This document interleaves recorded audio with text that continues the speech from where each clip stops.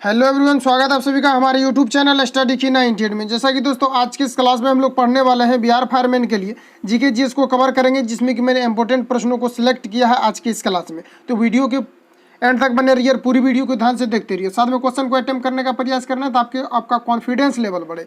तो चलिए शुरू करते हैं आज की इस क्लास को, चीज़ों को समझते हैं। पीडीएफ वीडियो के डिस्क्रिप्शन में टेलीग्राम का लिंक डाला हुआ है, तो वहाँ से अगर आप टेलीग्राम से जुड़ जाइए, वहाँ पर इसका आपको पीडीएफ मिल जाएगा, तो वहाँ से अगर हम जो है पीडीएफ को लेकर के रीड कर पाओगे। तो चलिए शुरू करते हैं आज की इस क्लास को। एग्जाम के लिए बिल्कुल भी आप लोगों को टेंशन नहीं लेना है, क्योंकि आप लोग बार बार कमेंट करते हैं कि एग्जाम इसका कब तक कंडक्ट करवाया जाएगा।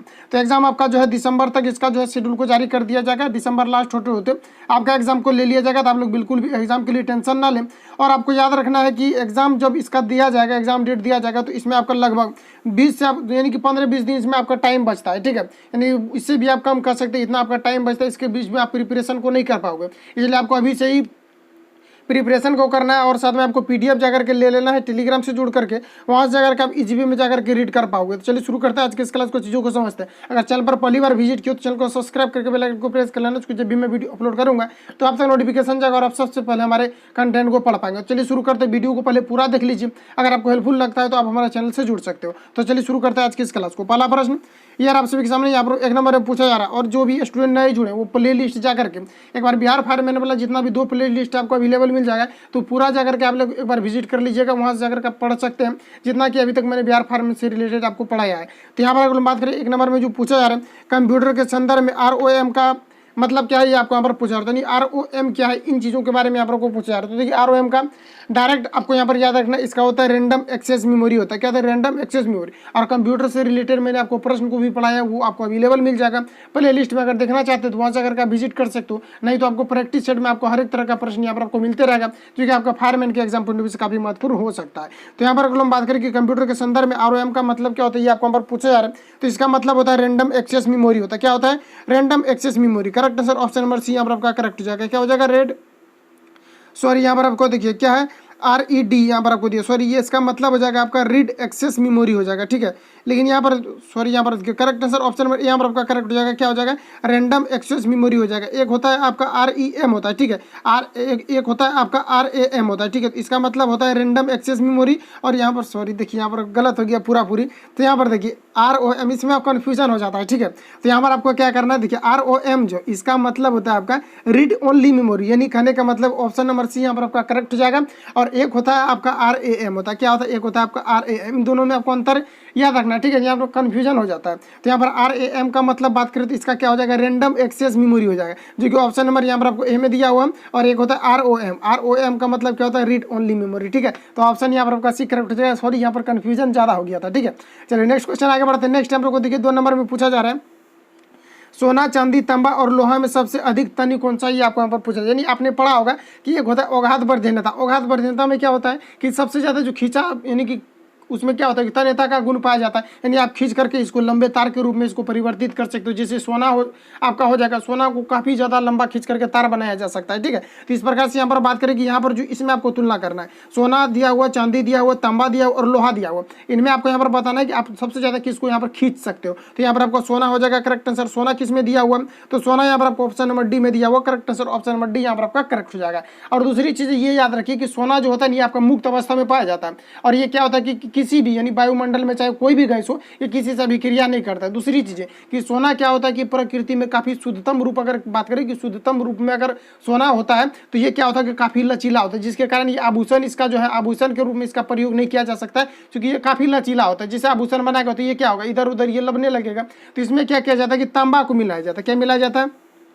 तो इसमें आपको यहाँ पर याद रखना है कि इसमें आपका तांबा को मिलाया जाता है। जैसे कि हम लोग किसी भी सोना को लेते हैं और उसका आभूषण के रूप में हम लोग जैसे बनवाते हैं, तो ये जो देखिए दुकान वाला कहेगा कि शुद्ध सोना है, लेकिन ये शुद्ध सोना नहीं होता, क्योंकि इसमें क्या होता है कि तांबा को मिला करके इसको कठोर बनाया जा सकता है, क्योंकि ये क्या होता है कि तब इसको आभूषण के रूप में ढाला जा सके, ठीक है। तो करेक्ट आंसर ऑप्शन नंबर यहाँ पर आपका डी जो ये आपका करेक्ट हो जाएगा। इसके अलावा अगर लोग यहाँ थोड़ा सा बात करें तो सोना का जो परमाणु संख्या होता है, एटॉमिक नंबर होता है, ये कितना होता है आपका? तो ये आपका होता है 79 होता है। और एटॉमिक मास की बात करें कि इसका जो द्रव्यमान होता है ये कितना होता है, तो इसका एटॉमिक मास की बात करें तो ये 97 होता है, ठीक है। तो इसको यहाँ पर याद रखना। प्रकृति में सोना आपका जो है प्राकृतिक अवस्था में ये आपका पाया जाता है। और सोना जो होता है ये कितना कैरेट का होता है, तो सोना आपका 24 कैरेट का होता है। पूछा जाता है कि सोना जो आपका कितना कैरेट का होता है, तो ये आपका 24 कैरेट का होता है। और एक चीज़ आपको पूछा जाता है कि 18 कैरेट का सोना जो होता है ये इसमें आपका जो है ना 18 कैरेट सोना में सोना का इसमें कितना प्रतिशत पाया जाता है, ठीक है। तो इसमें आपका 75% आपका सोना पाया जाता है। इन चीज़ों को आपको यहाँ से इतना याद रखना, इतना आपको यहाँ से पूछा जाता है। Correct answer option number D यहाँ पर आपका करेक्ट हो जाएगा। अगर किसी भी प्रकार का अगर प्रॉब्लम होता है आपको तो आप हमें कमेंट बॉक्स में बताएंगे, उसको नेक्स्ट वीडियो में हम जो है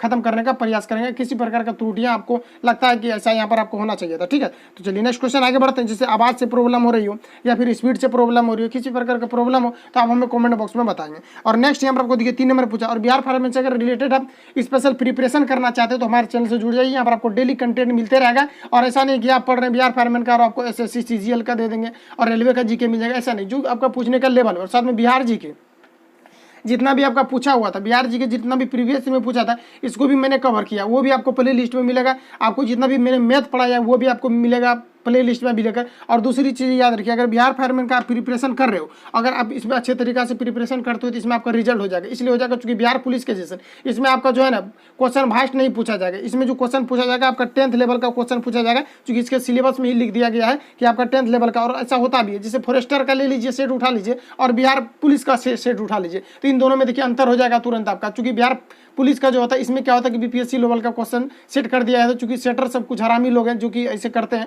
और जैसे कि हम लोग बिहार फॉरेस्टर की बात करें तो इसमें देखिए आपका नॉर्मल क्वेश्चन पूछा जाता है। तो इसमें अगर रेगुलरिटी को मेंटेन करते और अच्छे तरीके से पढ़ते हैं तो रिजल्ट आपका हो जाएगा और इसमें आप बिल्कुल आसानी से जो क्वेश्चन को अटेम्प्ट कर पाएंगे, ठीक है। तो चलिए यहाँ पर आगे बढ़ते हैं। और इसमें जो साइंस भी आपका पूछा जाता है, GK GS के साथ आपका साइंस भी पूछा जाता है। लेकिन बिहार पुलिस में देखिएगा साइंस लगभग 2-4 क्वेश्चन पूछता है और नहीं पूछता है। इसमें क्या होता है कि जैसे मैथ पूछा जाता है तो मैथ भी आपका नॉर्मली पूछा जाता है, 10 नंबर के इसमें मैथ पूछा जाता है। और बिहार पुलिस में 3-4 को मैथ पूछेगा, उसमें भी उसका लेवल इतना हाई रहता है कि वो बनबे नहीं करता है।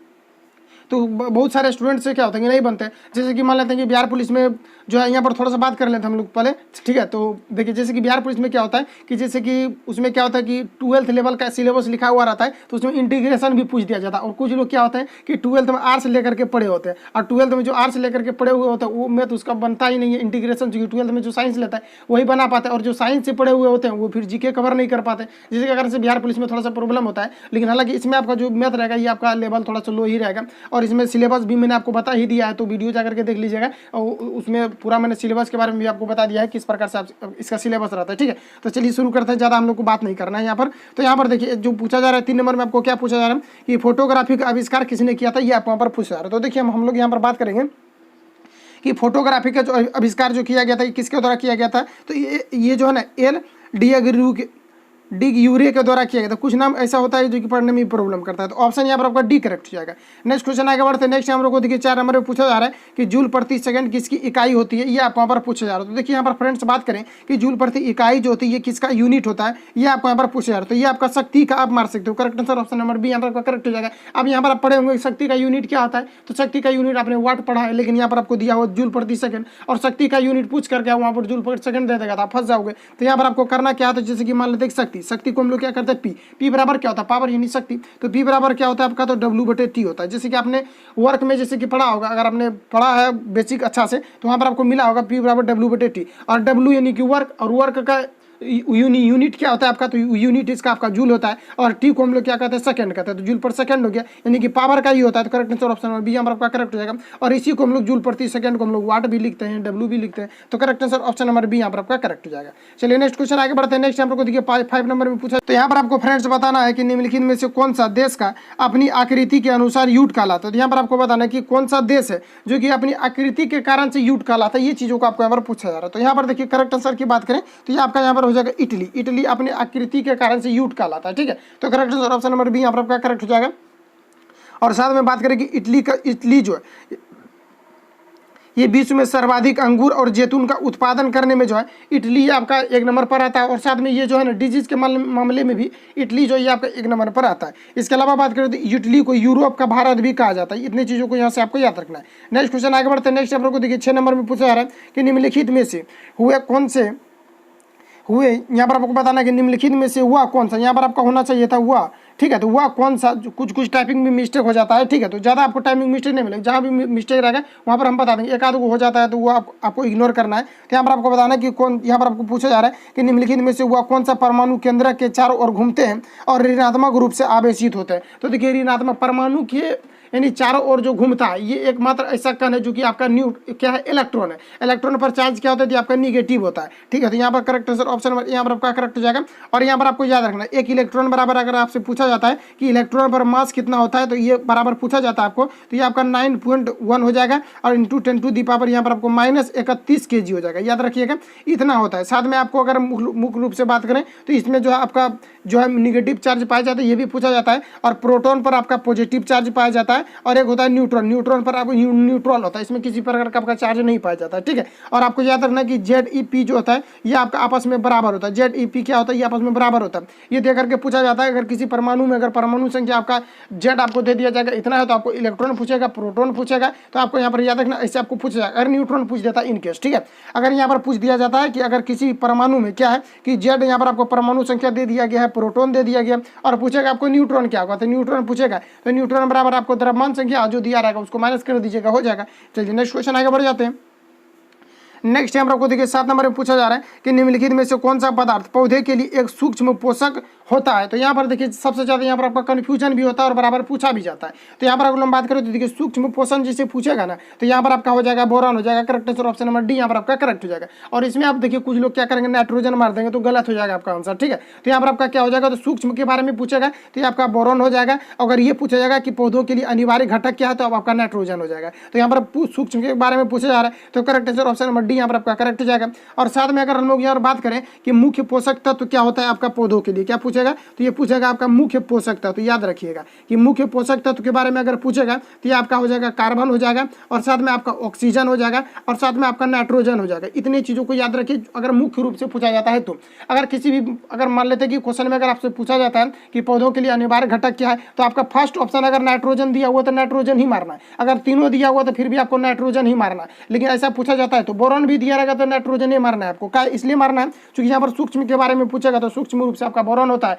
और आपका मेन रूप से आपका होता है कार्बन, ऑक्सीजन और नाइट्रोजन होता है। लेकिन अगर बात करें कि पौधे को उर्वरक के रूप में कौन सा आधार प्रदान करता है, तो ये आपका नाइट्रोजन करता है। जैसे कि मिट्टी में भी क्या होता है, नाइट्रोजन पाया जाता है जो कि पौधे को क्या करता है, उर्वरक करने का कार्य करता है। और एक चीज पूछा जाता है कि पौधे को यानी कि जो है पौधे को जैसे ये मिट्टी को उभारने का काम कौन करता है, तो ये आपका केचुआ करता है। और केचुआ के बारे में आपसे पूछा जाएगा कि किसानों का मित्र किसे कहा जाता है, तो ये आपका केचुआ को ही कहा जाता है, ठीक है। केचुआ क्या होता है कि ये जो है ना एक प्रकार का जो है कीड़ा के जैसा होता है, कीड़ा जैसे कि ये जमीन के अंदर होता है थोड़ा सा। तो ये क्या होता है कि जमीन को उभारने का कार्य करते हैं। और जब जमीन आपका उभर जाता है तो इसमें क्या होता है, ऑक्सीजन और साथ में नाइट्रोजन की मात्राएं, ये नाइट्रोजन तो आपका मिट्टी में इंक्लूड रहता है, लेकिन यहाँ पर क्या होता है ऑक्सीजन पहुंच पाता है, जिसके कारण से पेड़ पौधे क्या होते हैं कि आसानी से ये फल फूल पाते हैं। तो यहाँ पर आपका करेक्ट आंसर ऑप्शन नंबर यहाँ पर आपका डी करेक्ट हो जाएगा, याद रखिएगा।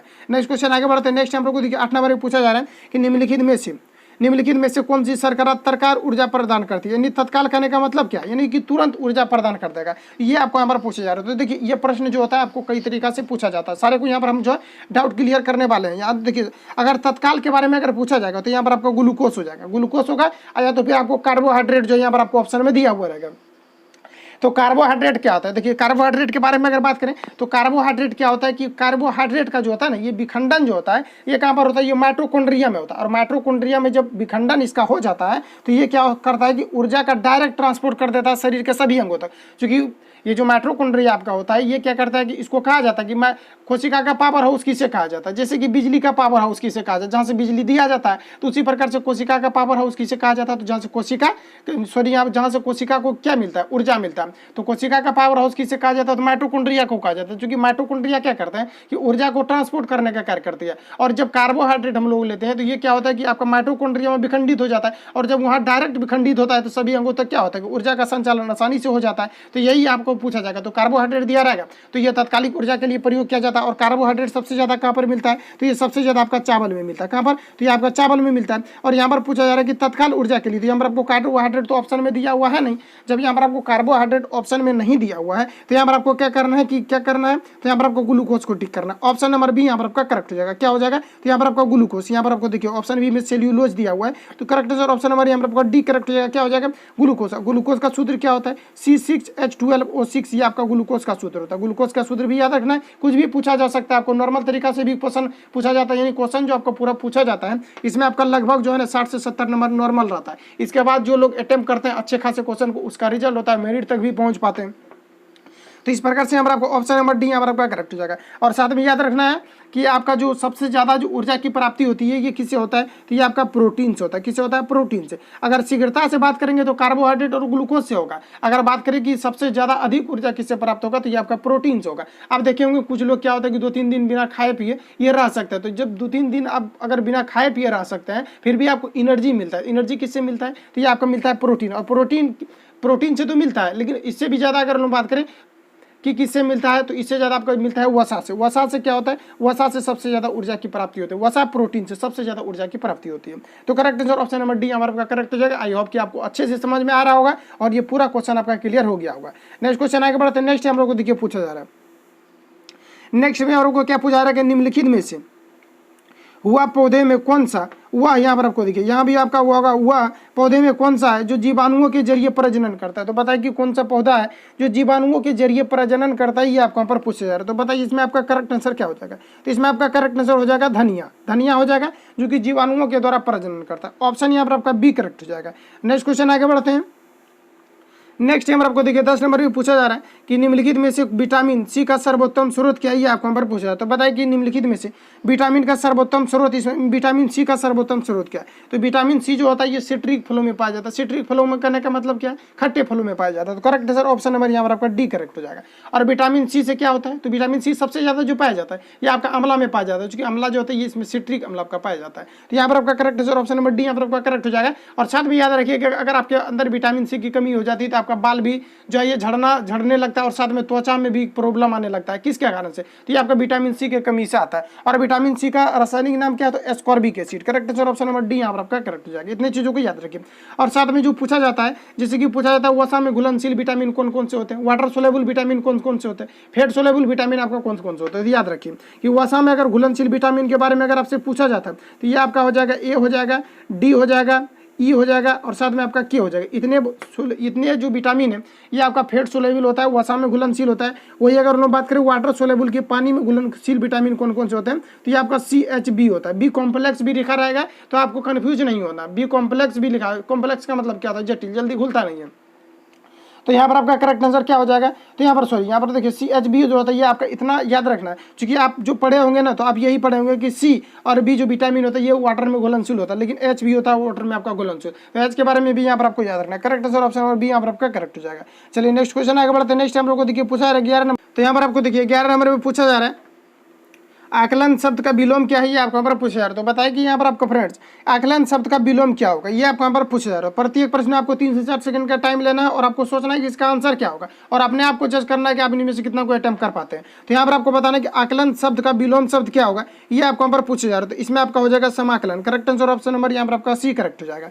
नेक्स्ट क्वेश्चन आगे बढ़ता है। हिंदी के कुछ प्रश्नों को भी मैंने इसमें इंक्लूड किया है, क्योंकि हिंदी से भी आपका लगभग 7 से 8 कर सकते हैं आप, 10 भी प्रश्न पूछा जाता है लगभग, तो पूछा ही जाता है। तो यहाँ पर आप कर सकते हैं। यहाँ पर आपको बताना है 12 नंबर में आपका क्या होगा, जो काल के परे हो। तो बताइए कि जो काल से घिरा हो यानी काल के परे हो उसे हम लोग क्या कहते हैं, ये आपको यहाँ पर पूछा जा रहा है। तो इसको हम लोग क्या कहते हैं, तो इसको हम लोग कालालिता कहते हैं। क्या कहते हैं, कालालिता कहते हैं। करेक्ट ऑप्शन नंबर यहाँ पर आपका डी जो ये आपका यहाँ पर करेक्ट हो जाएगा। नेक्स्ट क्वेश्चन आगे बढ़ते हैं। नेक्स्ट हम लोग को देखिए पूछा जा रहा है कि भारत भावना जगजीवन का रहने की यह पंक्ति किसकी उक्ति है, ये आपको यहाँ पर पूछा। तो बताइए कि भारत है भावना जगजीवन का रहने की यह उक्ति किसका है, ये आपको यहाँ पर पूछे जा रहा है। तो ये आपका दिनकर की उक्ति है। करेक्ट आंसर ऑप्शन नंबर यहाँ पर आपका ए करेक्ट हो जाएगा।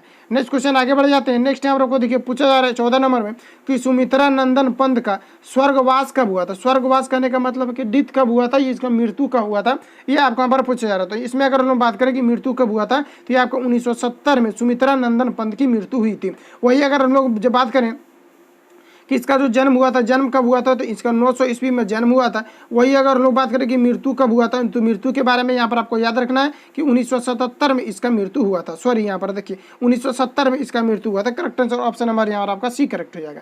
नेक्स्ट क्वेश्चन आगे बढ़ते हैं। नेक्स्ट हम लोग को पूछा जा रहा है कि कविता कौमुदी के कवि है, तो बताइए कि कविता कौमुदी के कवि कौन है, ये आपको यहाँ पर पूछा जा रहा है। तो इसमें करेक्ट आंसर की बात करें तो ये आपका नाम राम नरेश त्रिपाठी हो जाएगा। करेक्ट आंसर ऑप्शन नंबर यहाँ पर आपका डी करेक्ट हो जाएगा। नेक्स्ट क्वेश्चन आगे बढ़ते हैं। नेक्स्ट हम लोग को देखिए पूछा जा रहा है 16 नंबर में कि नकारात्मक त्वरण निम्न में से किसकी दिशा के विपरीत होता है। तो नकारात्मक त्वरण के बारे में यहाँ पर आपको पूछा जा रहा है कि किसके दिशा के विपरीत होता है। नकारात्मक त्वरण मतलब देखिए, नकारात्मक मतलब आपका निगेटिव त्वरण, एक होता है पॉजिटिव त्वरण, एक होता है निगेटिव त्वरण। जैसे कि किसी भी हम लोग मान लेते हैं कि आपने बाइक तो जरूर ड्राइव किया होगा, तो उसमें हम लोग एक्सीलेटर देते हैं तो क्या होता है कि वेग में परिवर्तन होता है। और जब वेग में परिवर्तन होता है तो ये क्या होता है कि जब वेग में परिवर्तन होता है तो क्या होता है, त्वरण उत्पन्न होता है। कहाँ पर, तो ये चक्कों में, चूंकि इसमें क्या होता है कि जब वेग में परिवर्तन होगा तो यहाँ पर घिसावट होगा तो त्वरण उत्पन्न होगा। और त्वरण जो उत्पन्न होता है ये क्या होता है कि जिस डायरेक्शन में हम लोग क्या करते हैं कि एक्सीलरेटर देते हैं, जिस डायरेक्शन में हम लोग गतिमान रहते हैं उसी डायरेक्शन में आपको त्वरण उत्पन्न होता है।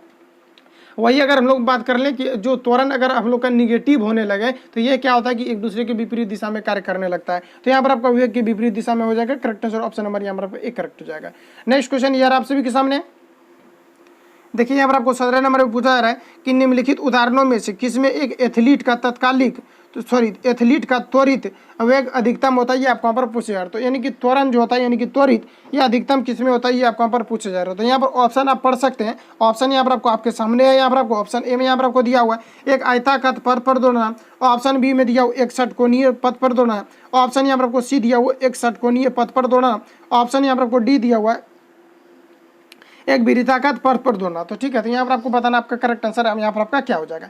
तो देखिए मैंने आपको क्या बताया था कि जब भी कभी क्या होता है कि जब देखिए एक समान चाल से अगर कोई भी मान लेते हैं कि हम लोग बाइक चलाते हैं या आप ट्रक चलाते हो या ट्रेन चलाते हो, चाहे आप कुछ भी चलाते हो, अगर एक समान चाल से अगर गतिमान है तो वहाँ पर आपका किसी भी प्रकार का त्वरण जो है यहाँ पर आपका उत्पन्न नहीं होगा। क्योंकि एक समान जब गति में रहता है तो वहाँ पर त्वरण उत्पन्न नहीं होता। जब तक वेग में परिवर्तन नहीं होगा तब तक त्वरण उत्पन्न नहीं होगा। क्योंकि आपने पढ़ा होगा कि वेग में परिवर्तन की दर को क्या कहते हैं, त्वरण कहते हैं। तो जब वेग में परिवर्तन होगा तभी वहाँ पर क्या होता है कि त्वरण उत्पन्न होता है। तो यहाँ पर आपको बताना है कि यहाँ पर आपका करेक्ट आंसर क्या हो जाएगा। तो देखिए कुछ एक ऐसा कंडीशन है जैसे कि कोई भी वस्तु क्या होता है कि एक समान गति की अवस्था में रहता है तो वहाँ पर त्वरण उत्पन्न नहीं होता है। लेकिन एक ऐसा कंडीशन है जो कि वृत्ताकार जो पथ होता है, इस पर अगर कोई वस्तु अगर एक समान वेग से भी गतिमान रहता है तो इसमें क्या होता है, त्वरण उत्पन्न होता है। ये आपको यहाँ पर याद रखना है। तो करेक्ट आंसर की बात करें तो ऑप्शन नंबर डी यहाँ पर आपका करेक्ट हो जाएगा। क्योंकि वृत्ताकार पथ में क्या होता है इसलिए त्वरण उत्पन्न होता है। क्योंकि ये क्या होता है कोई भी वस्तु जो होता है वो सीधा गमन करता है और यहाँ पर क्या होता है उसको बार बार मूव करना पड़ता है। तो उसके यहाँ पर जो पहिया रहेगा उसमें तो घिसावट होगा और घिसावट होगा तो यहाँ पर आपका क्या होगा, त्वरण उत्पन्न होगा। तो correct answer option number D यहाँ पर आपका करेक्ट हो जाएगा। नेक्स्ट क्वेश्चन आगे बढ़ जाते हैं। नेक्स्ट हम लोग को देखिए पूछा जा रहा है 18 नंबर में। 18 नंबर में यहाँ पर आपको पूछा जा रहा है कि मुक्त रूप से गिरने के दौरान पिंड किस स्थिति में होता है, ये आपको यहाँ पर पूछा जा रहा है। तो बताइए कि मुक्त रूप से गिरने के दौरान पिंड जो होता है ये किस स्थिति में आपका होता है। तो मुक्त रूप से कोई भी अगर चीज़ गिरेगा तो वो भारहीन होगा। भारहीन इसलिए होगा क्योंकि जैसे भी कहीं पर अगर आप लिफ्ट पर चढ़े होंगे तो लिफ्ट में क्या होता है कि जैसे हम लोग ऊपर से नीचे आते हैं तो अगर एक समान वेग से आ रहा है तो हम लोग को क्या होता है कि एक समान वेग से अगर आता है तो कुछ ना कुछ हम लोगों को क्या होता है कि कम वेट की जैसे वेट का अनुभव होता है, ठीक है। और वही अगर हम लोग पूरा तेजी से आता है जैसे कि तारामाछी में क्या होता है तो उसमें जब हम लोग चढ़ते हैं जब उतरते टाइम क्या होता है तो उसमें वहाँ पर जो है ना भार कम महसूस होता है, पूरी भार कम महसूस होता है, यानी मुक्त अवस्था में हम लोग हो जाता है। और चढ़ते टाइम क्या होता है कि भार थोड़ा सा ज़्यादा महसूस होता है। तो इसलिए यहाँ पर आपका करेक्ट आंसर भारहीनता हो जाएगा। क्योंकि मुक्त रूप से किसी भी पिंड को अगर हम लोग गिराते हैं तो उसमें क्या होता है कि भारहीनता होगा, यानी कि भार उसमें नगण्य हो जाता है। Correct answer option number C यहाँ पर आपका करेक्ट हो जाता है। चलिए नेक्स्ट क्वेश्चन आगे बढ़ते हैं। नेक्स्ट हम लोग को देखिए पूछा जा रहा है 19 नंबर में कि लेजर क्या होती है। बताइए कि लेजर क्या होती है। तो लेजर की बात करते हैं आपका एक वर्णीय कला संबंध प्रकाश की पुंज होती है। इसमें क्या डिस्कस करेंगे, ऑप्शन यहाँ पर आपका डी करेक्ट हो जाएगा। और साथ में अगर हम बात करें कि देखिए लेजर किरण का जो आविष्कार किया गया था ये आपको 1960 में लेजर किरण का आविष्कार किया गया था। ये किसके द्वारा किया गया था, तो थियोडर के द्वारा किया गया था। किसके द्वारा, तो थियोडर के द्वारा लेजर किरण का आपका आविष्कार किया गया था। थियोडर मेमन के द्वारा लेजर किरण का आपका आविष्कार किया गया था। कब किया गया था, तो 1960 में किया गया था। करेक्ट ऑप्शन नंबर यहाँ पर आपका डी करेक्ट हो जाएगा। नेक्स्ट क्वेश्चन आगे बढ़ते हैं और ये रहा लास्ट प्रश्न आप सभी के सामने। यहाँ पर आपको पूछा जा रहा है 20 नंबर में कि प्रकाश विद्युत प्रभाव क्या है, ये आपको यहाँ पर पूछा जा रहा है। तो बताइए कि प्रकाश विद्युत प्रभाव जो होते हैं ये आपका क्या होता है। तो प्रकाश विद्युत प्रभाव की बात करें तो इसमें क्या होता है, आपका क्या होता है, तो इसमें आपका जो होता है ऑप्शन ए में यहाँ पर आपको क्या दिया हुआ कि तत्कालिक प्रतिक्रिया, तो यही आपका यहाँ पर करेक्ट हो जाएगा। क्योंकि इसमें क्या होता है, तत्कालिक प्रतिक्रिया इसलिए होता है क्योंकि प्रकाश जो विद्युत प्रवाह होता है इसमें क्या होता है, इलेक्ट्रॉन जो होता है ये तुरंत क्या होता है, उत्सर्जित होने लगता है। तो करेक्ट आंसर ऑप्शन नंबर यहाँ पर आपका करेक्ट हो जाएगा। और इसका जो प्रतिस्थापित किया था किसके द्वारा, तो आइंस्टीन के द्वारा किया गया था। यहाँ पर क्या होता है, mc² बराबर, यहाँ पर आपको सॉरी ये जो आइंस्टीन के द्वारा दिया गया था E बराबर क्या दिया गया था, तो mc² दिया गया था, ये आइंस्टीन के द्वारा। तो करेक्ट आंसर ऑप्शन नंबर यहाँ पर आपका करेक्ट हो जाएगा। बस इतना ही प्रश्न लेकर के जितना भी आपका सिलेक्टेड प्रश्न बनेगा बिहार फायरमैन के एग्जाम पॉइंट ऑफ व्यू से, इन सभी को हम यहाँ पर आपको कराने वाले हैं। और साथ में आपको जो है कुछ दिनों में आप जो आपका लाइव का भी व्यवस्था हो जाएगा, तो आपको लाइव चलेगा और लाइव में आपको आंसर देने का मौका मिलेगा, साथ में आपका कॉन्फिडेंस लेवल भी बढ़ेगा। अगर वीडियो आपको हेल्पफुल लगता है तो लाइक कमेंट शेयर कीजिए। मिलेंगे नेक्स्ट वीडियो में, तब तक के लिए जय हिंद।